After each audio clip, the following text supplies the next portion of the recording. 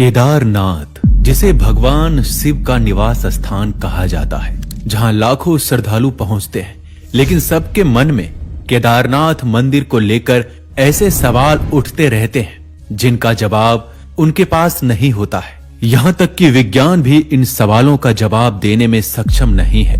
क्या आप जानते हैं कि केदारनाथ मंदिर को किसने और किस उद्देश्य से बनाया?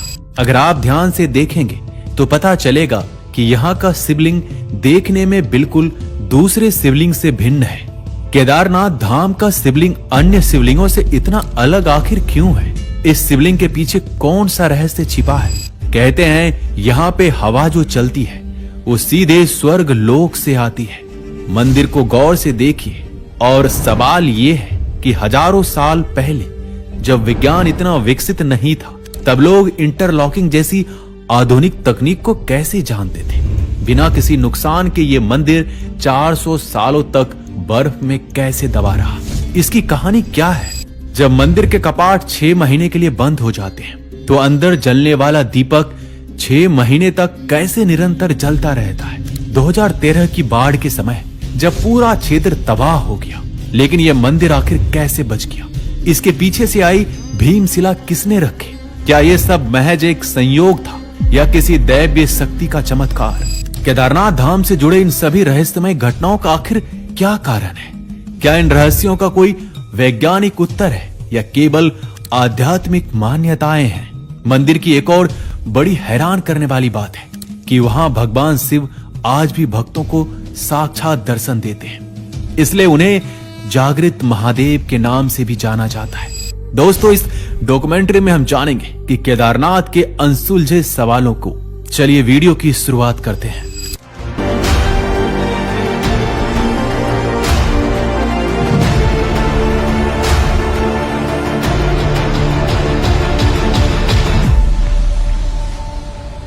भारत के उत्तराखंड राज्य में स्थित एक पवित्र तीर्थ स्थल है जो हिंदू धर्म में विशेष रूप से शिव भक्तों के लिए अत्यंत महत्वपूर्ण है। यह भगवान शिव को समर्पित 12 ज्योतिर्लिंगों में से एक है और पंच केदार में सबसे प्रमुख स्थान रखता है। अभी हम आपको बताएंगे कि यह पंच केदार आखिर क्या है। केदारनाथ मंदिर हिमालय की ऊंचाई पर स्थित है और इसे मंदाकिनी नदी के किनारे बनाया गया है। यह मंदिर अपनी प्राचीन वास्तुकला, धार्मिक महत्व और प्राकृतिक सुंदरता के लिए प्रसिद्ध है। इसका सबसे नजदीकी कस्बा गौरीकुंड है, जहां से पैदल यात्रा या खच्चर के माध्यम से केदारनाथ पहुंचा जा सकता है। यह भगवान शिव के उन पवित्र स्थलों में से एक है जहां पांडवों ने अपने पापों से मुक्ति पाने के लिए भगवान शिव की तपस्या की थी। पौराणिक कथाओं के अनुसार भगवान शिव यहाँ पशुपति रूप में प्रकट हुए थे। मंदिर के शिवलिंग की अद्वितीयता इसे अन्य शिवलिंगों से अलग बनाती है। केदारनाथ हिमालय पर्वतों से घिरा हुआ है, जो इस स्थान को और भी दिव्य और अद्भुत बनाते हैं। यहाँ का शांत वातावरण और प्राकृतिक दृश्य श्रद्धालुओं को आध्यात्मिक और मानसिक शांति प्रदान करते हैं। पुराणों के अनुसार भगवान शिव पर अटूट आस्था रखने वाला एक भक्त पैदल ही केदारनाथ धाम के दर्शन के लिए निकल पड़ा। वो रोजाना केदारनाथ धाम का रास्ता पूछते पूछते आगे बढ़ता गया। माना जाता है कि इस शिव भक्त को पैदल चलते चलते 6 माह का समय लग गया। मन में सच्ची शिव भक्ति होने के बाद एक दिन वो केदारनाथ पहुंच गया।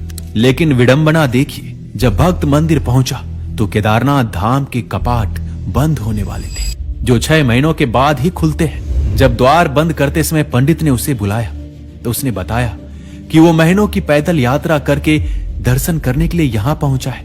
वही भक्त पंडित से मनोतियां करने लगा कि एक बार भगवान भोलेनाथ के दर्शन करा दीजिए। लेकिन नियम यह है कि एक बार मंदिर के कपाट बंद हो गए तो वो 6 महीने बाद ही खुलते हैं। जिसके बाद भक्त दर्शन ना होने से जोर जोर से रोने लगा। बार बार पंडित से दर्शन कराने की जिद करने लगा। पंडित ने कहा, अब यहाँ 6 महीने बाद आना। 6 महीने बाद यहाँ के दरवाजे खुलेंगे।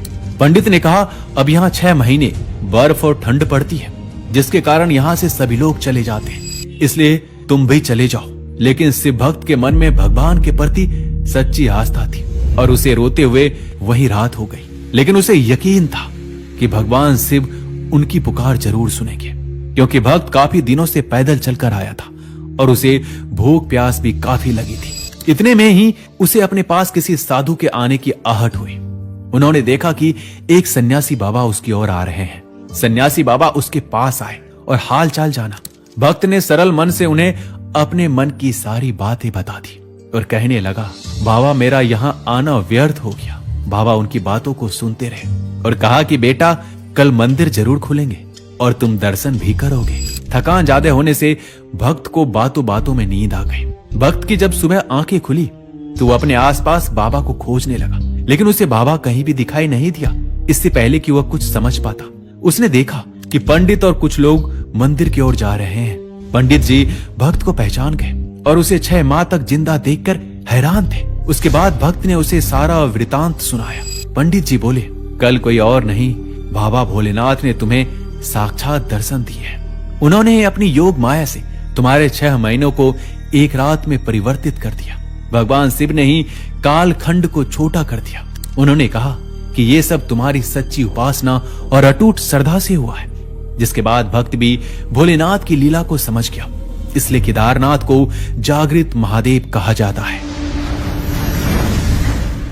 ये सवाल केदारनाथ मंदिर और अन्य प्राचीन संरचनाओं से जुड़ी तकनीकी और वास्तुशिल्प चमत्कारों का गहराई से विश्लेषण करने का आह्वान करता है। प्राचीन भारत में तकनीकी और वैज्ञानिक ज्ञान की अद्भुत गहराई थी, जो हमें आश्चर्यचकित करती है। हजारों साल पहले विज्ञान भले ही आज जैसा विकसित नहीं था, लेकिन प्राचीन काल के लोग प्रकृति, भौतिकी और इंजीनियरिंग के बुनियादी सिद्धांतों को भली भांति समझते थे।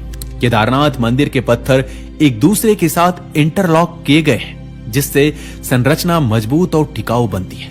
ये तकनीक बिना सीमेंट या किसी बंधक सामग्री के पत्थरों को जोड़ने में प्रयोग की जाती थी। ये वास्तु कला की प्राचीन स्थापत्य शास्त्र का हिस्सा है, जिसमें गुरुत्वाकर्षण और घर्षण बल का उपयोग करके पत्थरों को मजबूती दी जाती थी। केदारनाथ के पत्थर दूर दराज के क्षेत्रों से लाए गए थे, जिनका वजन टन में है। प्राचीन भारत में रोलर, पुली सिस्टम और हाथी बल जैसे यांत्रिक साधनों का उपयोग किया जाता था। पत्थरों को काटने, चिकना करने और जोड़ने की प्रक्रिया में ध्वनि ऊर्जा को और भौतिक बल का इस्तेमाल करने के प्रमाण भी हमें मिलते हैं। प्राचीन भारतीयों को ज्यामिति, भौतिकी और संरचना संतुलन की गहरी समझ थी। केदारनाथ मंदिर के निर्माण में हिमालय की ऊंचाई, जलवायु, भूकंप और हिमस्खलन जैसे कारकों को ध्यान में रखकर निर्माण किया गया था। ये मंदिर मंडल संरचना पर आधारित है, जो इसे स्थायित्व और संतुलन प्रदान करता है। प्राचीन भारत में गुरुकुल शिक्षा प्रणाली के माध्यम से स्थापत्य और यांत्रिक ज्ञान पीढ़ियों तक संचित और प्रसारित हुआ था। कई विद्वान मानते हैं कि इन तकनीकों को आध्यात्मिक और प्राकृतिक साधनों से प्रेरित होकर विकसित किया गया था, जबकि कुछ लोग ये मानते हैं कि ये केवल मानव कौशल था, जबकि अन्य इसे दैवीय शक्ति का परिणाम मानते हैं। केदारनाथ मंदिर का 400 वर्षों तक बर्फ में दबे रहना और फिर भी संरचना का सुरक्षित बने रहना विज्ञान और आस्था का अद्भुत संगम है। इस घटना के पीछे कुछ ऐतिहासिक, भौगोलिक और आध्यात्मिक पहलू जुड़े हुए हैं। दोस्तों, इतिहास और भूवैज्ञानिक अध्ययन ये बताते हैं कि मध्यकाल में 14वीं से 18वीं सदी के बीच पृथ्वी में मिनी आइस एज आया था। इस अवधि में हिमालय क्षेत्र में भारी हिमपात हुआ, जिसके कारण केदारनाथ मंदिर लगभग 400 सालों तक बर्फ की मोटी परत के नीचे दबा रहा। बर्फबारी इतनी अधिक थी कि आसपास का पूरा क्षेत्र ग्लेशियर में तब्दील हो गया। मंदिर का निर्माण विशाल पत्थरों को जोड़कर बनाया गया था और इसी तकनीक ने इसे बेहद मजबूत और स्थिर बनाया। मंदिर का आकार और पत्थरों की मजबूती ने बर्फ के दबाव को सहने में मदद की। बर्फ का मोटा आवरण मंदिर को बाहरी वातावरण जैसे कि हवा, पानी और भूकंप के प्रभाव से बचाने में सहायक बना। बर्फ ने इसे एक प्राकृतिक इंसुलेटर की तरह सुरक्षित रखा। मंदिर को एक ऊंचे और ठोस प्लेटफॉर्म, जो कि मंदाकिनी नदी के किनारे ऊंचाई पर बनाया गया है, जिससे कि बाढ़ या प्राकृतिक आपदाओं का असर मंदिर पर कम पड़ा। यह घटना न केवल तकनीकी समझ बल्कि आध्यात्मिक आस्था को भी बल देती है। भक्तों का मानना है कि भगवान शिव स्वयं अपनी निवास की रक्षा करते हैं। भीमशिला जैसे चमत्कार जो कि 2013 की बाढ़ के दौरान आए थे, इस विश्वास को और गहरा करते हैं। केदारनाथ मंदिर का निर्माण पांडवों द्वारा किया गया था और बाद में आदि गुरु शंकराचार्य ने इन्हें पुनः स्थापित किया। दोस्तों, केदारनाथ धाम का शिवलिंग अन्य शिवलिंगों से अलग क्यों है? केदारनाथ धाम का शिवलिंग कई कारणों से अलग और विशिष्ट माना जाता है।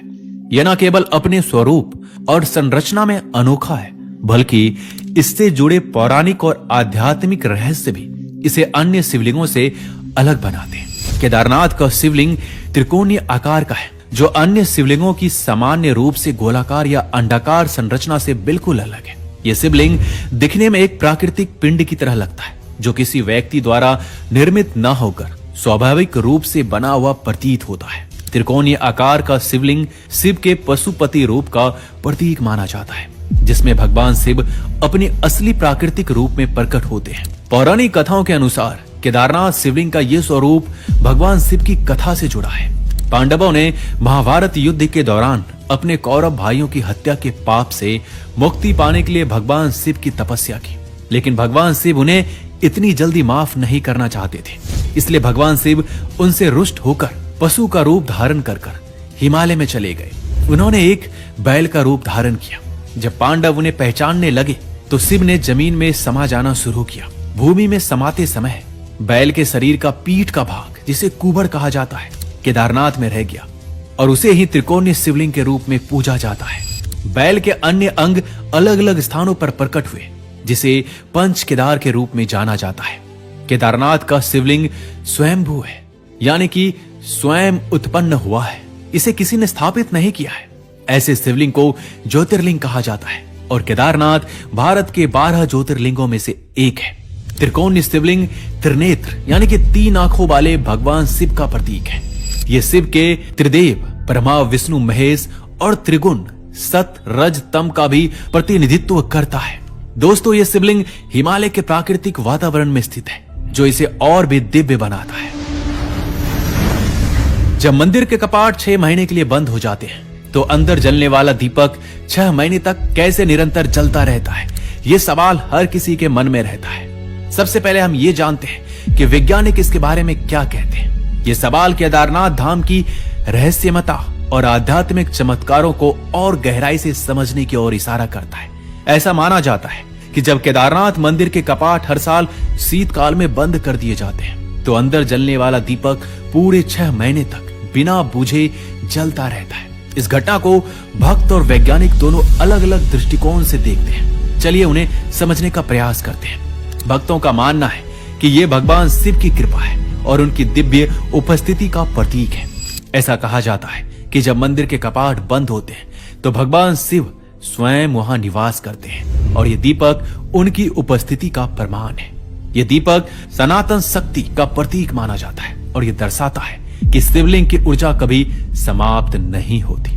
कुछ वैज्ञानिक इस घटना को अलग तथ्यों से समझाने की कोशिश करते हैं। उनका कहना है दीपक में इस्तेमाल किए जाने वाला तेल और बत्ती उच्च गुणवत्ता के होते हैं, जो लंबे समय तक जलने में सक्षम हो सकते हैं। परंपरागत रूप से घी या सरसों का तेल उपयोग किया जाता है, जो धीमी और स्थिर लौ जलाने में सहायक होता है। मंदिर के अंदर का वातावरण एक सीमित बंद स्थान है, जिसमें हवा का प्रवाह कम होता है। धीमी ऑक्सीजन खपत के कारण दीपक की लौ लंबे समय तक स्थिर और धीमी गति से जलती रहती है।